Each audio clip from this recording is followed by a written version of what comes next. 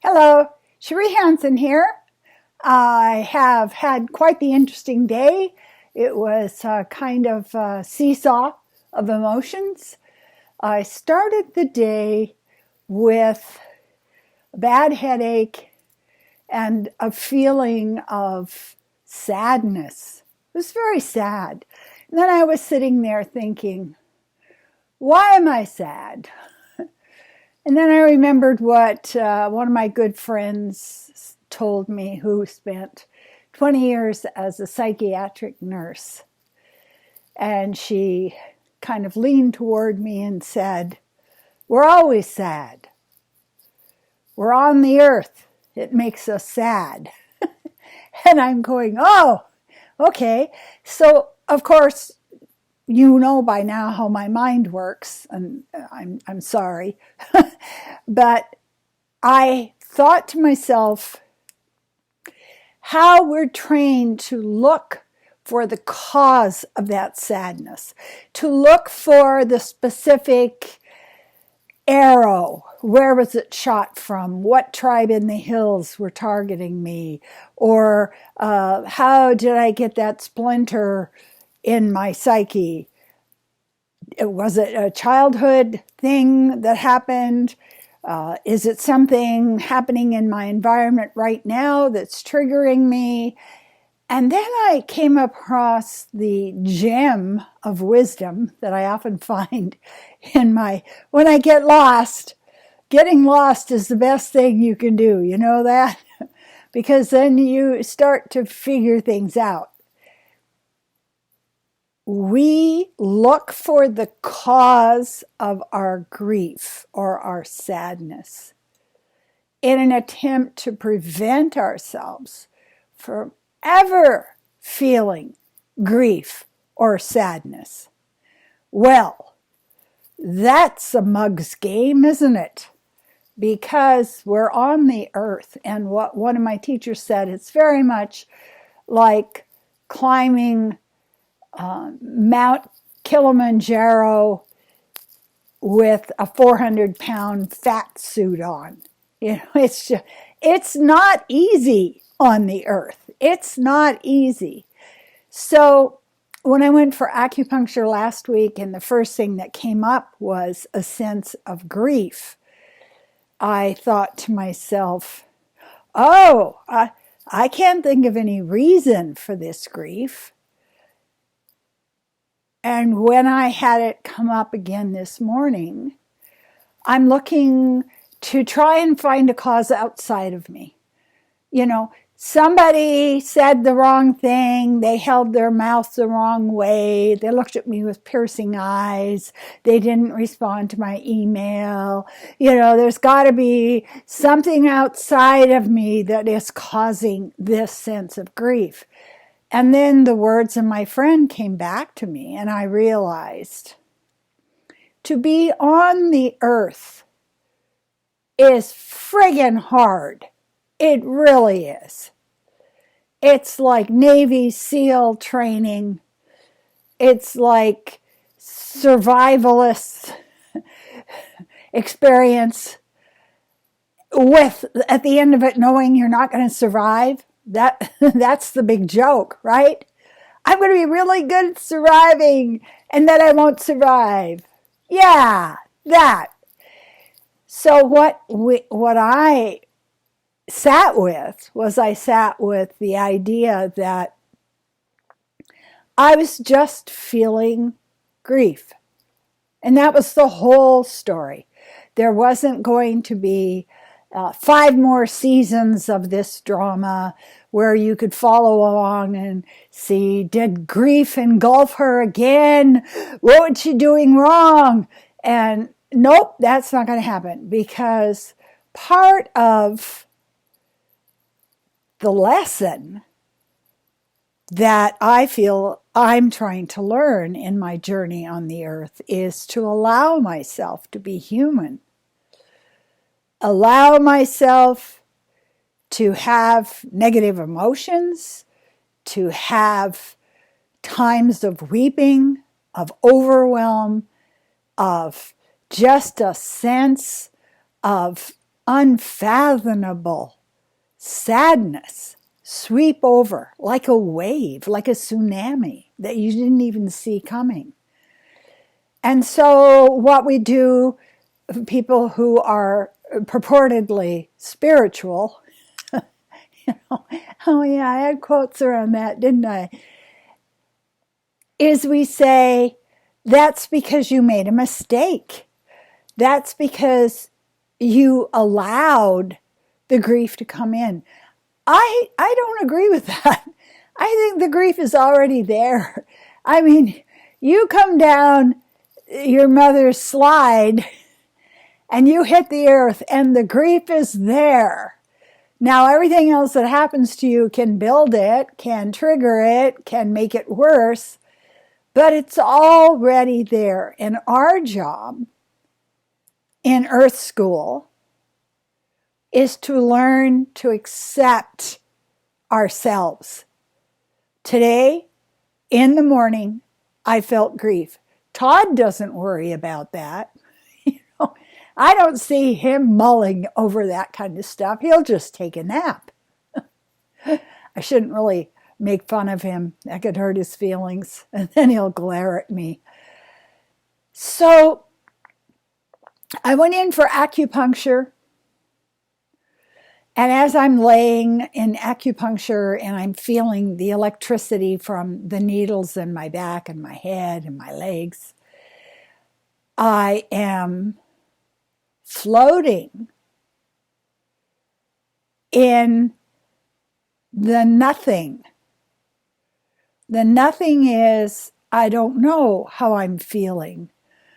I don't know if I'm succeeding or failing at being a human being. I'm just now. And I could feel the energy flowing back and forth, up and down my body. Some places were very warm. There were sparks. Things were shooting. And I could see that I wanted to assess how well I was doing. I wanted to give myself a grade. I like to give myself a grade for everything. You know, when I brush my teeth, when I'm doing Wim Hof breathing, when I clean up the upstairs and leave a piece of paper on the floor, like that, It's like, oh, we have to assess all the time how we're doing. And I think that the other big joke in the universe is we have no way of knowing how we're doing. No way. We're not gods or God or the controller or Sauron in the tower looking down. We're just in this flow of identity, of history, of energy on the face of the earth. And sometimes we get swept up in sadness or grief or empathy for people who are suffering. And sometimes we can stay in the now and feel perfectly content. But both of those things are acceptable states of being a human being. After I finished with acupuncture, I had promised myself a matcha latte. I went over to the mall and I had a matcha latte and I took a picture of myself as I'm sitting there. I just look like I've won the lottery, or, I look so smug and happy. And I'm thinking, oh my God, look at her face. That's because I had shifted, not because I made myself shift, but because I wasn't grabbing on to the heavy anchor of my grief and saying, this is what is happening. I just felt it, let it flow through me, cried a bit, and let go of trying to figure out what it came from. And then with acupuncture and a matcha latte, I went out the door of the mall and the sun was shining and I'm going, yeah, there we go. There we go. So be gentle with yourself. Step back and allow yourself to have emotions. Don't let them take you over. Don't let them control you, but be in a place where you know it's very much like eating. This is not a pretty metaphor, but we have an emotion, we chew it, it goes into our system, and then we have to get rid of it. We push it out. We get rid of it. We don't fight it. We just process it. So I had a beautiful day after that. It was really lovely because I had nothing planned. I had no targets. I wasn't trying to be super, super good for a change. And then I came across two conversations I just can't wait to share with you. I went into the mall and the custodian was there and he was touching a boot and he looked like he was in love with it. And I said, "You should buy it for yourself." And he said, "Oh, my father lived and worked in the Far East for years, and we grew up there." And he said he was a mystic, and he had spiritual statues all over the place. And I said, "I have too. I have countless Buddhas all over my house, and, food dogs, and, the Virgin Mary and angels." And I said, "It really kind of settles me down. It makes me happy." And he looks at me and he says, "Which Buddha do you think I should buy?" And I said, "I don't know. That's the one that calls to you." And we thanked one another, two strangers in the middle of a mall, in being able to talk a little bit about our spiritual realities, how we go through the world. And we both walked away with a big smile on our faces. Then I went over to the grocery store, and two other women and I stood looking at the plants and talking about the plants, and we exchanged so much information about their families, pets they had had. We all had OCD. We understood one another, what it was like to have OCD. And it was just a brilliant conversation. It was meeting in our stories, not fighting one another, not expecting anything, but just, "Oh, hi." And I went out the door and I thought, oh man, this is such a good reality to be living in. Just let it happen. Keep as high a vibe as you can and go out there and meet other people that really want to share their source of happiness with you. And everybody goes up in the elevator. Going to the penthouse, man. Good view up there.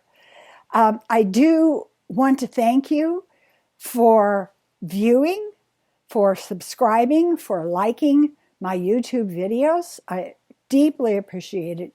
My goal is to get enough subscribers so that it's easier for somebody who's kind of locked in dark energy or is captive by some kind of spiritual Nazi cult to be able to hear something that'll make them just feel better about themselves as they are.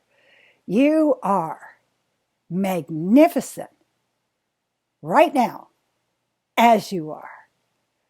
Thank you so much. I appreciate you.